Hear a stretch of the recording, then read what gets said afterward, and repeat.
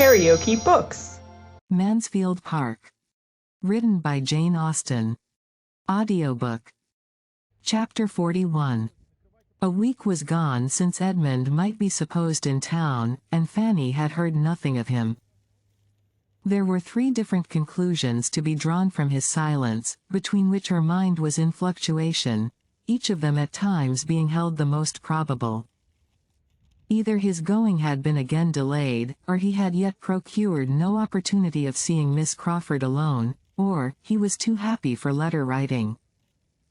One morning about this time, Fanny having now been nearly 4 weeks from Mansfield, a point which she never failed to think over and calculate every day, as she and Susan were preparing to remove as usual upstairs, they were stopped by the knock of a visitor, whom they felt they could not avoid from Rebecca's alertness in going to the door, a duty which always interested her beyond any other.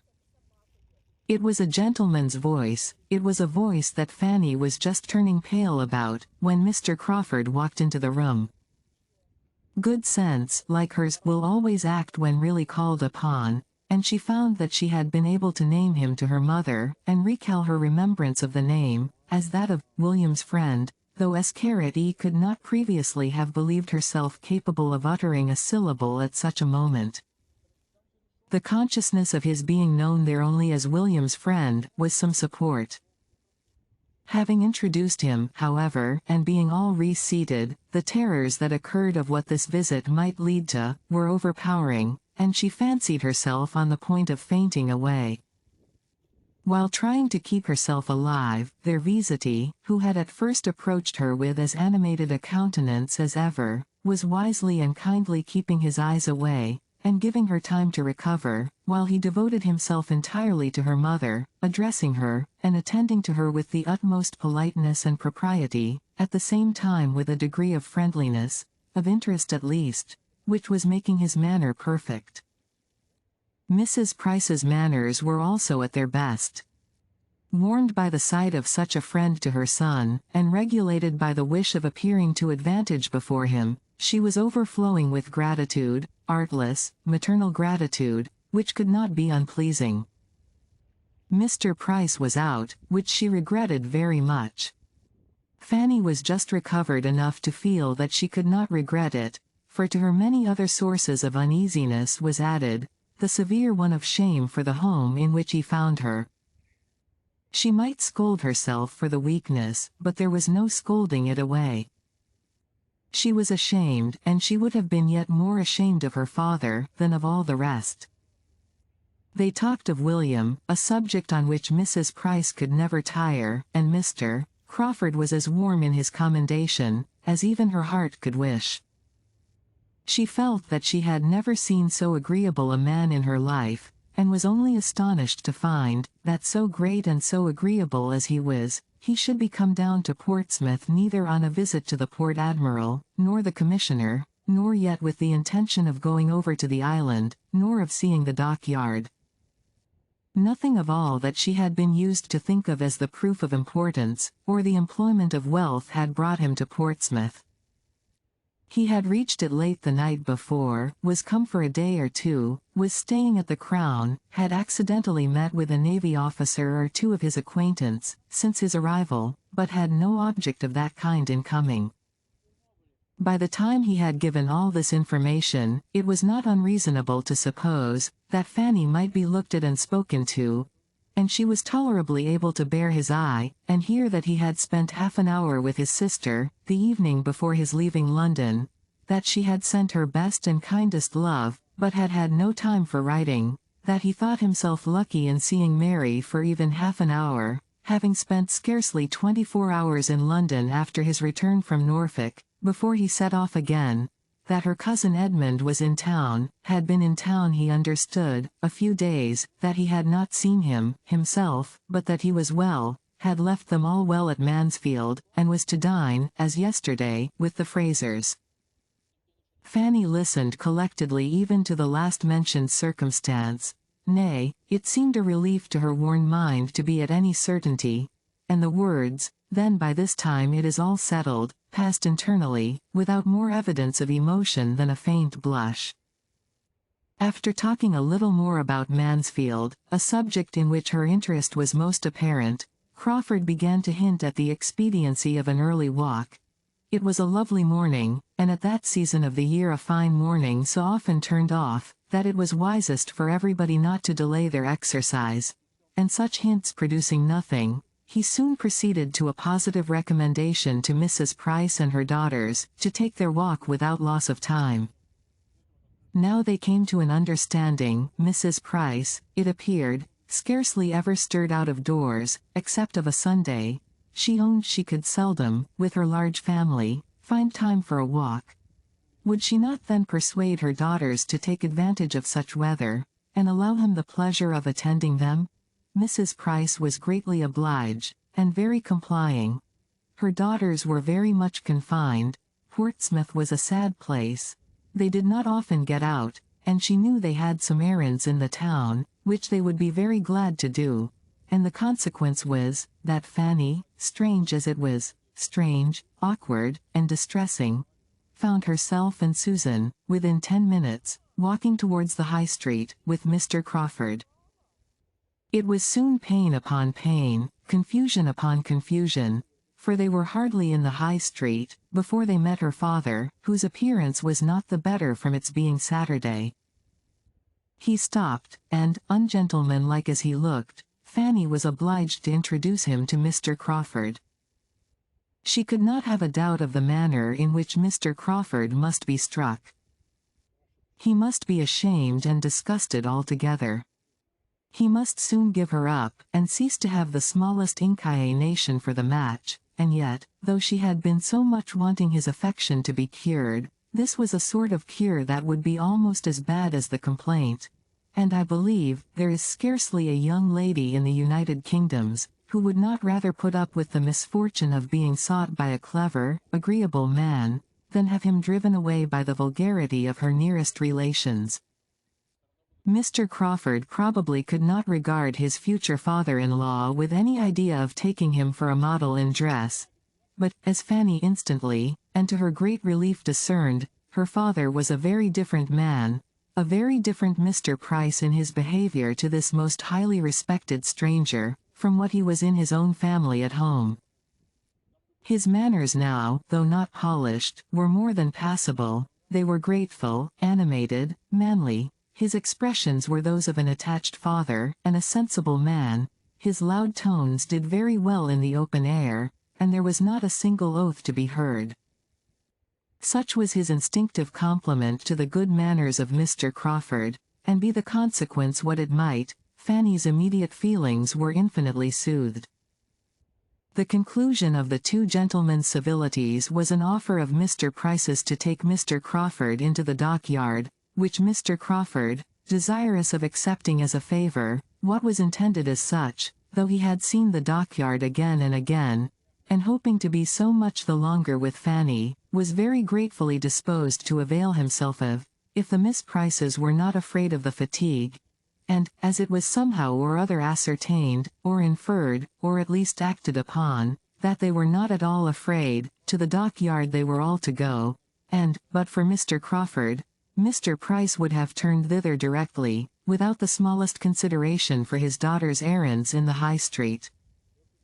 He took care, however, that they should be allowed to go to the shops they came out expressly to visit, and it did not delay them long, for Fanny could so little bear to excite impatience, or be waited for, that before the gentlemen, as they stood at the door, could do more than begin upon the last naval regulations, or settle the number of 3-deckers now in commission, their companions were ready to proceed.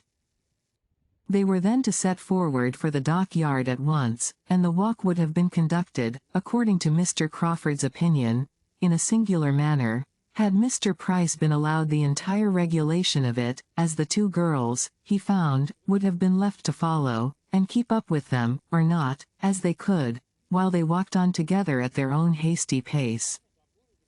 He was able to introduce some improvement occasionally, though by no means to the extent he wished. He absolutely would not walk away from them, and, at any crossing, or any crowd, when Mr. Price was only calling out, "Come girls, come, Fan, come, Sue, take care of yourselves," keep a sharp lookout, he would give them his particular attendance. Once fairly in the dockyard, he began to reckon upon some happy intercourse with Fanny, as they were very soon joined by a brother lounger of Mr. Price's, who was come to take his daily survey of how things went on, and who must prove a far more worthy companion than himself, and after a time the two officers seemed very well satisfied in going about together and discussing matters of equal and never-failing interest, while the young people sat down upon some timbers in the yard, or found a seat on board a vessel in the stocks, which they all went to look at. Fanny was most conveniently in want of rest. Crawford could not have wished her more fatigued or more ready to sit down, but he could have wished her sister away. A quick-looking girl of Susan's age was the very worst third in the world, totally different from Lady Bertram, all eyes and ears, and there was no introducing the main point before her.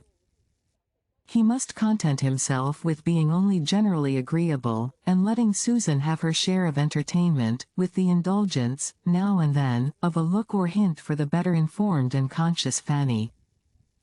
Norfolk was what he had mostly to talk of. There he had been some time, and everything there was rising in importance from his present schemes.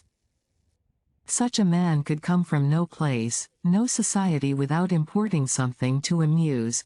His journeys and his acquaintance were all of use, and Susan was entertained in a way quite new to her. For Fanny, somewhat more was related than the accidental agreeableness of the parties he had been in. For her approbation, the particular reason of his going into Norfolk at all, at this unusual time of year, was given. It had been real business, relative to the renewal of a lease in which the welfare of a large and, he believed, industrious family was at stake. He had suspected his agent of some underhand dealing, of meaning to bias him against the deserving, and he had determined to go himself, and thoroughly investigate the merits of the case.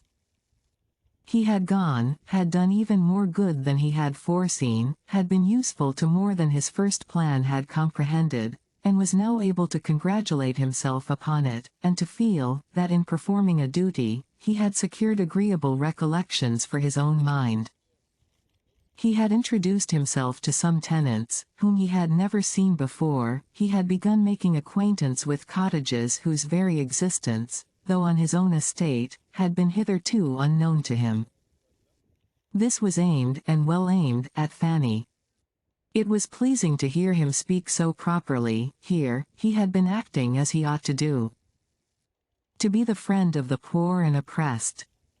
Nothing could be more grateful to her, and she was on the point of giving him an approving look when it was all frightened off, by his adding a something too pointed of his hoping soon to have an assistant, a friend, a guide in every plan of utility or charity for Everingham, a somebody that would make Everingham and all about it, a dearer object than it had ever been yet.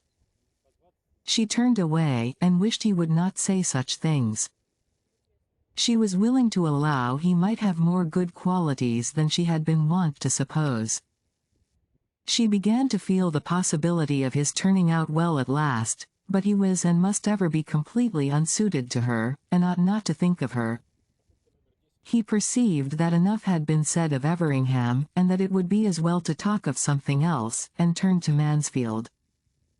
He could not have chosen better. That was a topic to bring back her attention and her looks almost instantly. It was a real indulgence to her, to hear or to speak of Mansfield. Now so long divided from everybody who knew the place, she felt it quite the voice of a friend when he mentioned it, and led the way to her fond exclamations in praise of its beauties and comforts, and by his honorable tribute to its inhabitants allowed her to gratify her own heart in the warmest eulogium, in speaking of her uncle as all that was clever and good, and her aunt as having the sweetest of all sweet tempers. He had a great attachment to Mansfield himself. He said so. He looked forward with the hope of spending much, very much of his time there, always there, or in the neighborhood. He particularly built upon a very happy summer and autumn there this year. He felt that it would be so. He depended upon it. A summer and autumn infinitely superior to the last. as animated, as diversified, as social, but with circumstances of superiority undescribable. Mansfield, Southerton, Thornton Lacey, he continued, what a society will be comprised in those houses. And at Michaelmas, perhaps, a fourth may be added, some small hunting box in the vicinity of everything so dear, for as to any partnership in Thornton Lacey, as Edmund Bertram once good-humouredly proposed, I hope I foresee two objections, two fair, excellent, irresistible objections to that plan.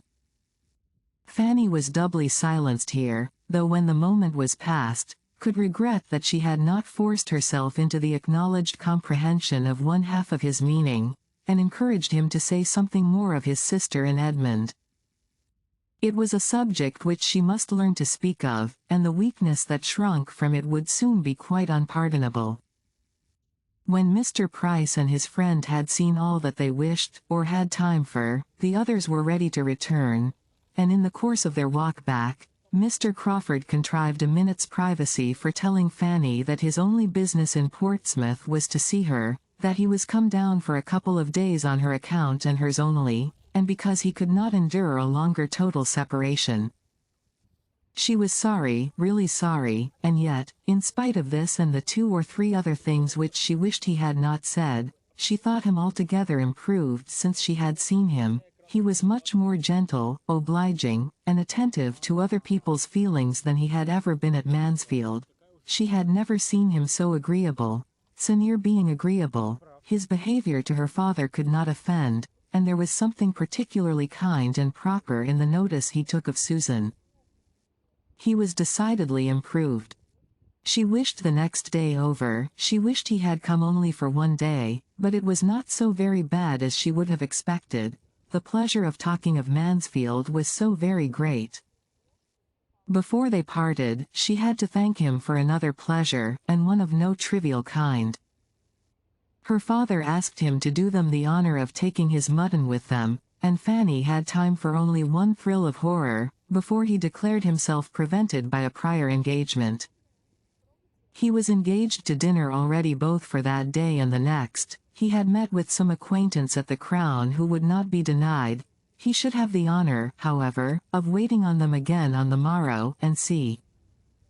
And so they parted, Fanny in a state of actual felicity from escaping so horrible an evil. To have had him join their family dinner party and see all their deficiencies would have been dreadful. Rebecca's cookery and Rebecca's waiting, and Betsy's eating at table without restraint, and pulling everything about as she chose, were what Fanny herself was not yet enough inured to, for her often to make a tolerable meal. She was nice only from natural delicacy, but he had been brought up in a school of luxury and epicurism. If you liked what you heard, please subscribe to the channel.